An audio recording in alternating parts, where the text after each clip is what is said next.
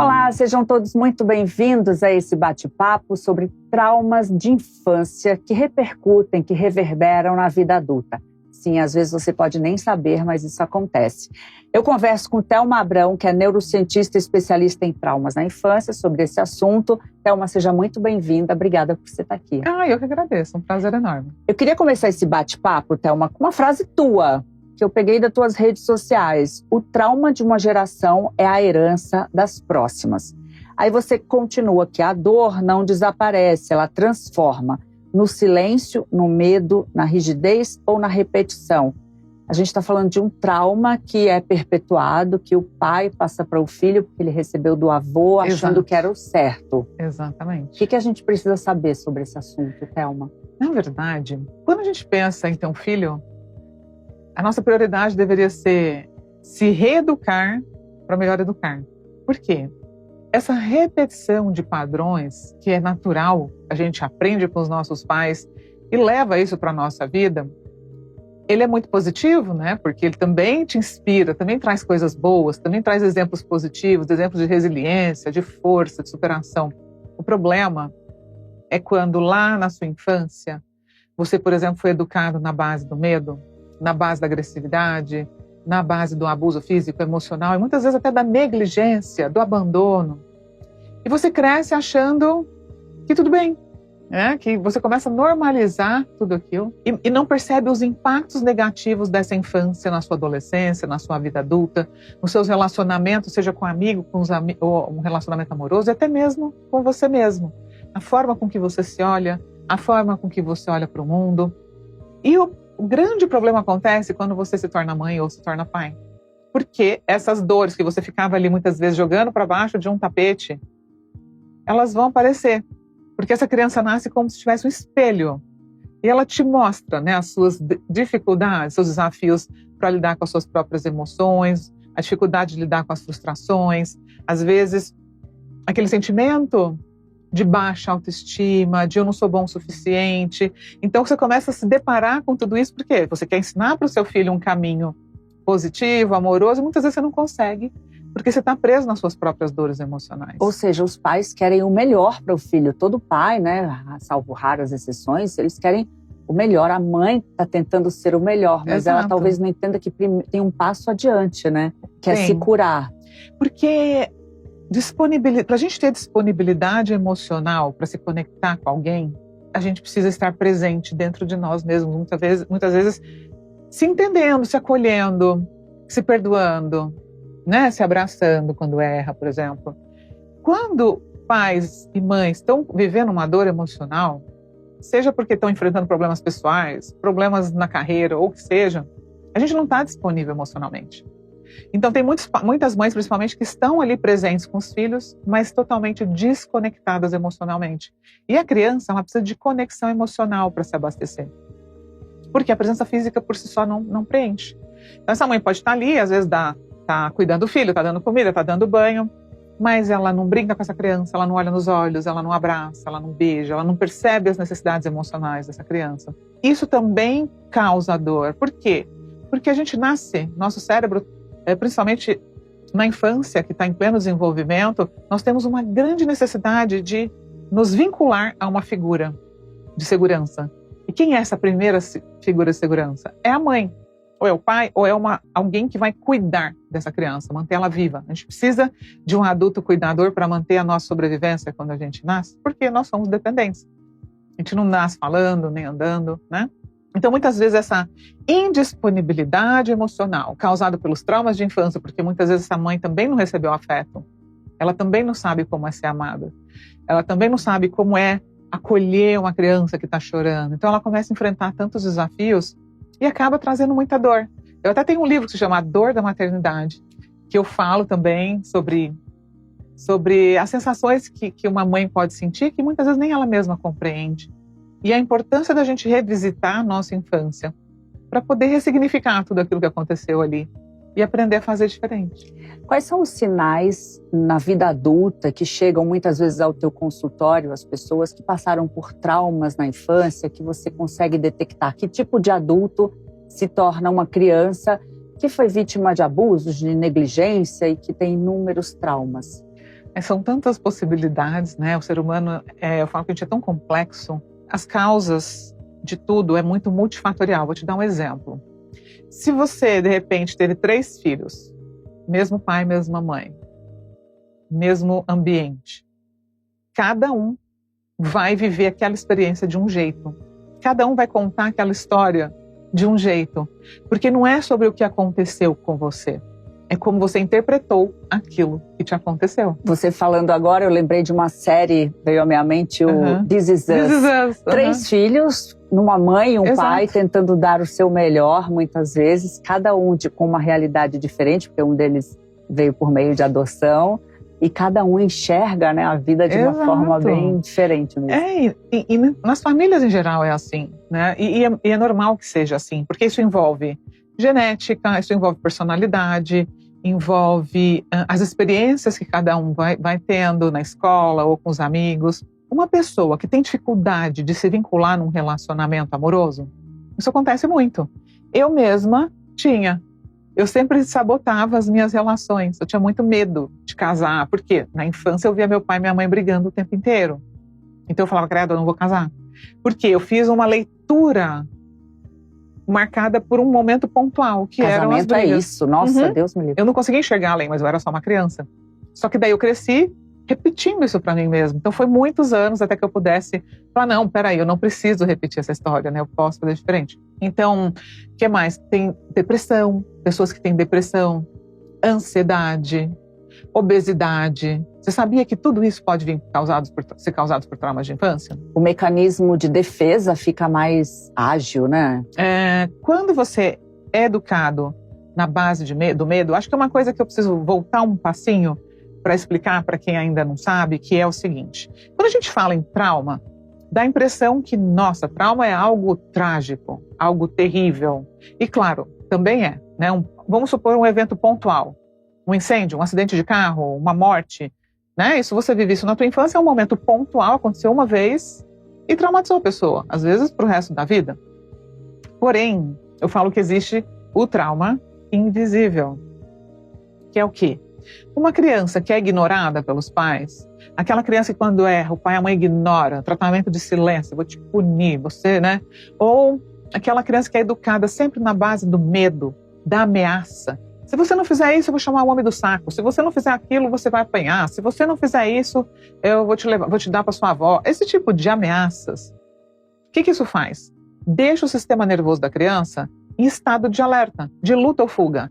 Então, ela não tem ainda, muitas vezes, condições cognitivas de pensar sobre o que está acontecendo. Ela simplesmente acredita no que ela está ouvindo, né? Então, aquilo causa um estresse muito grande, causa medo, produção de hormônios do estresse. Isso vai impactar o comportamento dela. Vai impactar, muitas vezes, o aprendizado na escola, a saúde emocional, a saúde física, a saúde, como que ela se socializa com as pessoas, como que ela se relaciona consigo e com o mundo. E qual é o problema? Essa repetição do medo durante a infância, da ameaça, do abandono, da negligência, também traumatiza. E não foi um evento pontual, mas foi esse evento centenas e milhares de vezes ao longo de uma infância inteira. Então, o sistema nervoso que foi feito, o sistema nervoso autônomo, né, sistema simpático que a gente chama, que ele foi feito para ser ativado em momentos de perigo à nossa vida, ele acaba interpretando aquele lar como uma ameaça. E aí o que acontece? Ele fica hipervigilante. Essa hipervigilância que é o problema. Então, aquela pessoa que está o tempo inteiro vigiando para ver se algo ruim vai acontecer, é a origem de muita ansiedade, é a origem também de depressão e de muitas outras doenças. Agora, Thelma, a partir de que momento a nossa infância começa a computar essas memórias, esses traumas? A partir do momento que eu lembro o passeio que eu fiz, a partir dali, 4 anos, ou 1 ano, ninguém, pelo menos eu não lembro nada, 1 ano, mas começo a lembrar 4. Desde ali, de antes do nascimento. Antes do nascimento já existem situações que podem configurar trauma. A gente já tem, na verdade, um sistema nervoso, as nossas células nervosas, o tubo neural é a primeira parte do nosso corpo que é formado lá dentro do útero da nossa mãe. Então, essas células nervosas é a primeira parte que começa a se desenvolver. Então, desde o nascimento, a criança já está carregando não só a genética, mas também a epigenética. O que é epigenética? São, por exemplo, hábitos, comportamentos que esse pai e essa mãe tiveram e que impactam também a manifestação dos nossos genes. Mas a gente não precisa ter memória para a gente ser impactado pelo que nos aconteceu. Um exemplo disso é que, por exemplo, do 0 até por volta dos 4, 5 anos, a gente não tem muita memória do que aconteceu. Por quê? O hipocampo, que é a parte do cérebro que cuida da nossa memória, ele é tão imaturo nessa fase da vida que você não consegue ter memórias explícitas. Mas ele vai guardando tudo como uma grande biblioteca. E mesmo que você não lembre, fica guardado no corpo de forma implícita. Eu vou te dar um exemplo. Vamos supor que você tinha 2 anos de idade e você apanhou, alguém te bateu muito feio e essa pessoa estava usando algum perfume, por exemplo. E aí você cresce, você sente aquele perfume, você se sente mal, você sente uma coisa ruim, você não sabe o que é. Mas já é a tua memória implícita, o teu corpo guardou marca para te defender. Porque como é que funciona o nosso corpo, na verdade, o cérebro? Ele quer te manter vivo, ele quer manter a gente vivo e seguro. Então ele fala, opa, isso aqui é uma ameaça, eu vou guardar para me defender no futuro. Ah, esse grito, esse comportamento, essa roupa, esse cheiro, tudo isso aqui me marcou, então vou guardar para me defender no futuro. Então muitos dos gatilhos que a gente tem, que são inconscientes, que a gente não sabe de onde vem dessas memórias implícitas. E aí você tentou decifrar, você decifra, né, todas essas situações que a gente passa quando criança.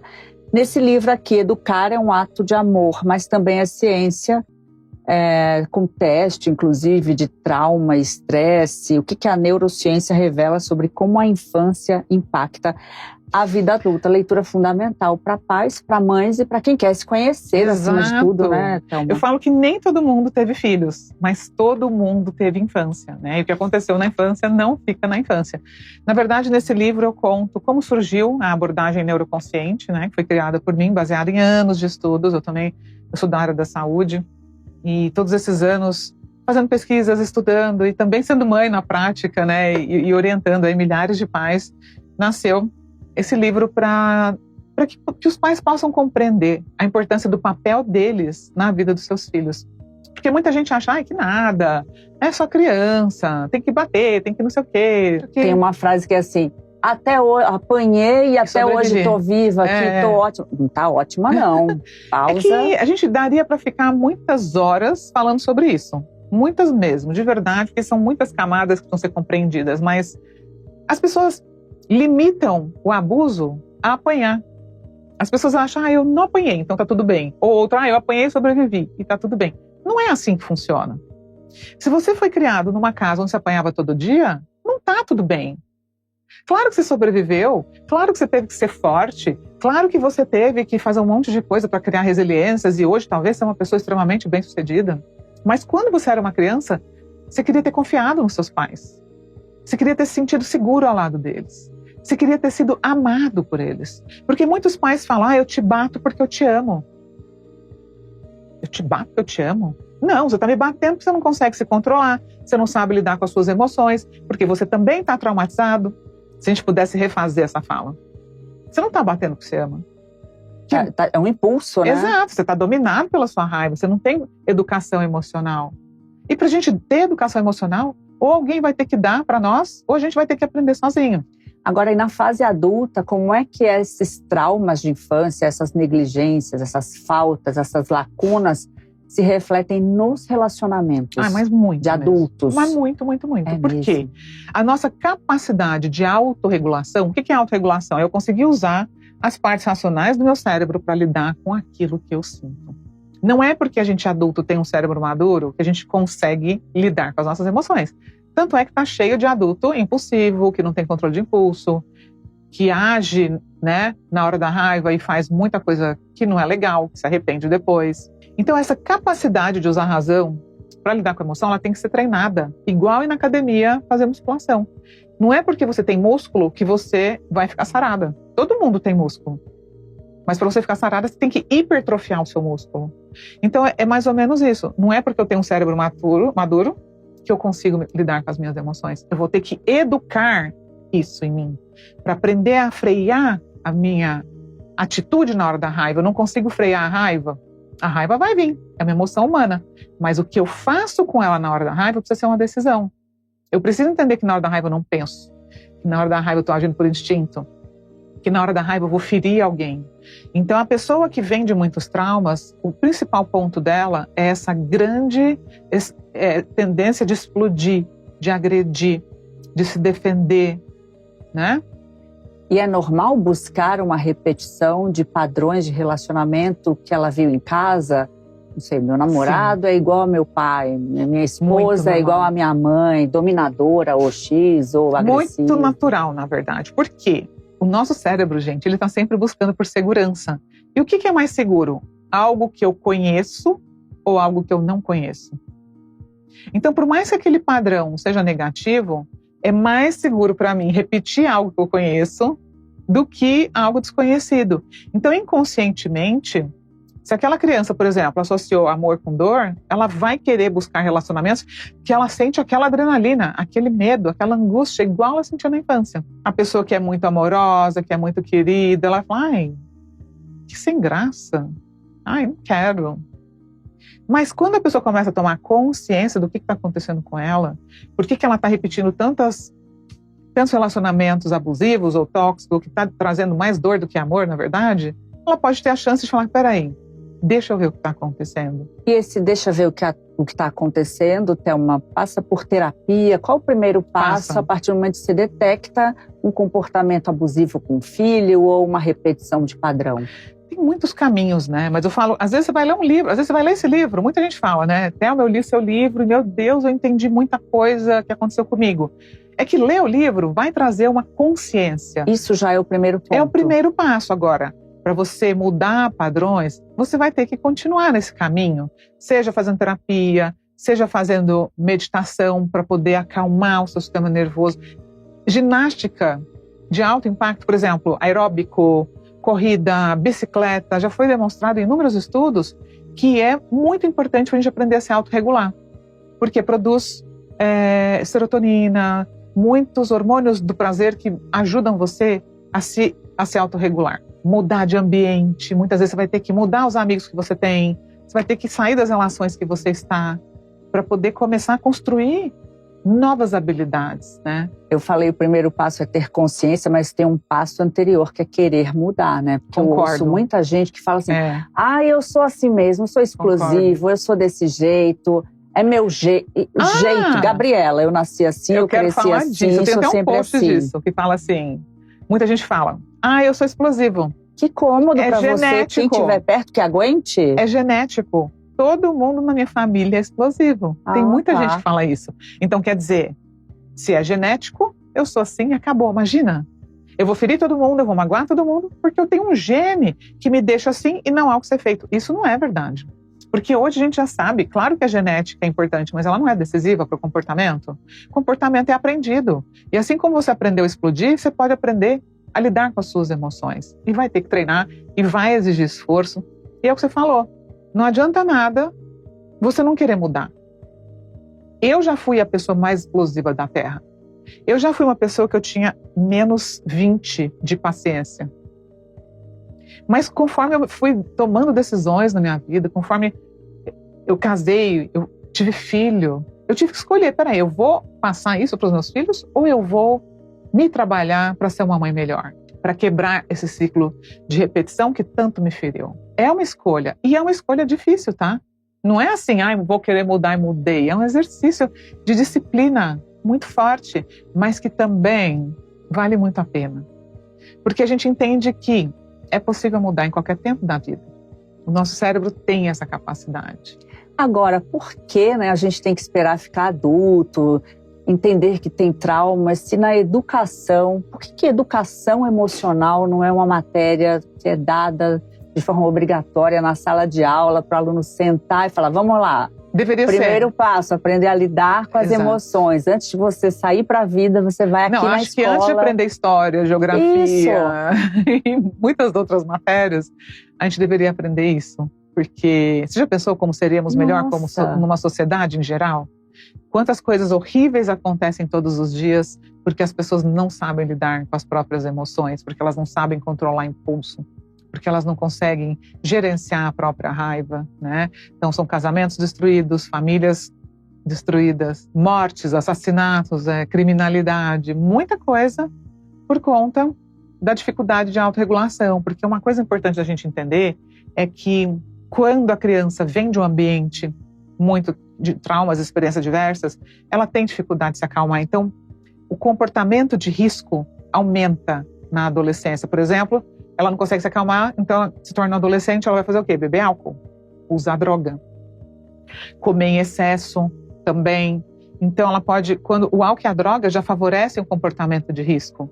Mas por que a pessoa começa fazendo isso? Porque ela quer se acalmar e depois vira um vício. A mesma coisa, tem gente que engorda, obesidade mórbida, mas ela está tentando preencher um buraco emocional. Ela sabe que ela precisa emagrecer, mas ela não consegue parar de comer. E aí tem outra coisa também, Thelma, que eu acabei lembrando agora em relação a esse modus operandi, a esse jeito que você acaba dizendo que tem e que é assim mesmo, é genética, o signo. Se fosse assim, eu sou leão com ascendente em leão, você imagina, né? Ninguém ia ficar perto. Tem isso também? É o signo, porque meu signo é de fogo, não sei o quê. Eu acho interessante esse negócio de signo. São desculpas que a gente usa para manter um comportamento. Não, olha, eu acho assim, existem muitas formas de olhar para o comportamento humano, tá? Você pode olhar para o comportamento humano pelo olhar da genética, você pode olhar para o comportamento humano pelo foco da personalidade, você pode olhar para o comportamento humano pela epigenética, você pode olhar pela neurociência, você pode olhar pelo signo. É querer resolver ou não querer, ter consciência e querer resolver. Porque eu não sei nada sobre essas coisas de se existe, não existe astrologia. Eu acho interessante, eu sou gêmeos com ascendente leão e a lua escorpião. E eu tenho uma amiga que entende tudo e ela fica me lendo e falando, é porque você tem ascendente leão, é porque você tem a lua em escorpião. Eu acho interessante, escuto e falo, faz sentido. Mas não acho que seja isso que defina uma pessoa. E é quando usa isso como desculpa para não mudar, para não ter um caminho demais, né? Já pensou você falar melhor em sociedade. Eu sou de gêmeos, então eu sou confusa, impulsiva e vou continuar agindo assim. Acho que é isso que pega, né? Pode, né, gente?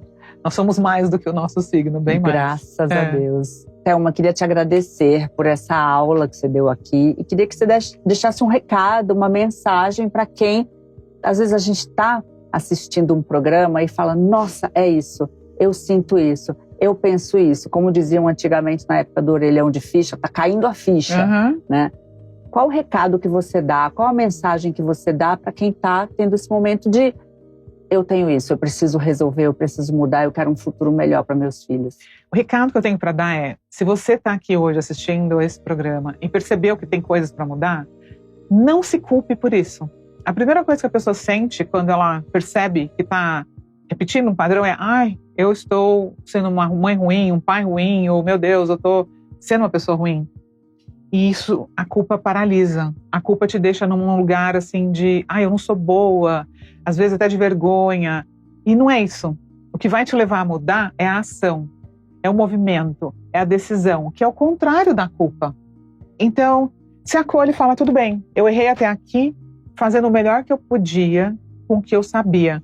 Só que existe algo que eu ainda não sei. E é algo que eu ainda não sei que vai me levar onde eu ainda não cheguei. E isso vale também para os pais? Com em vez de certeza. apontar o dedo julgador de vocês fizeram isso comigo, né? Esse acolhimento também muito, vale. Sabe por quê? Os filhos, quando começam a perceber isso, muitas vezes vão lá brigar com o pai e com a mãe. Mas, gente, já dá muito trabalho mudar nós mesmos. Já exige muito de nós mudar nós mesmos. Como é que a gente tem a pretensão de mudar alguém? A gente não consegue mudar ninguém. Então, é isso. Pai, mãe, entendo que vocês deram o melhor que vocês podiam, fizeram o melhor que podiam, mas eu escolho fazer diferente. E tá tudo bem. É quebrar um ciclo. Aprender a ser mais amoroso, mais amorosa, aprender a se acolher, a ter mais compaixão. Né? Olhar para o seu filho e não criticá-lo, e não achar que ele precisa apanhar e sofrer para se tornar uma pessoa de bem. Né? A gente se torna uma pessoa de bem com bons exemplos. Com pessoas que nos inspiram, que nos mostram o caminho, que nos guiam, que nos orientam. E não alguém que está ali querendo te pisinhar para você aprender algo. Não é assim que funciona o nosso cérebro. felizmente você trouxe tanta luz a esse assunto, consciência, isso que é mais importante. Obrigada pela oportunidade. Obrigada por ter vindo aqui, Thelma, tua agenda super atribulada, te agradeço. Um prazer. O espaço está sempre aberto. Obrigada. E obrigada também a todo mundo que acompanhou. Até a próxima.